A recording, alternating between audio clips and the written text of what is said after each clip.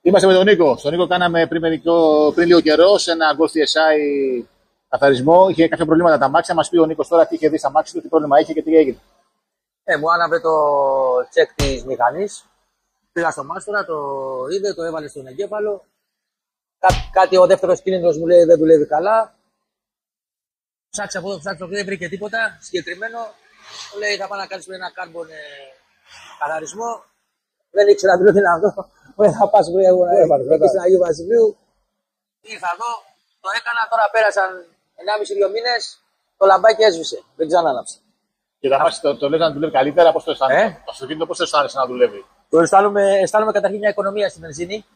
Δηλαδή καίει λιγότερο και φεύγει πιο σφαίρα. Πολύ ωραία. Σε ευχαριστώ πολύ. Να είσαι καλά. Να διευκρινίσω εγώ ότι το αυτοκίνητο αυτό, επειδή είχε έντονο πρόβλημα, αλλά μην είχε θέμα αναμένο τσεκ κτλ.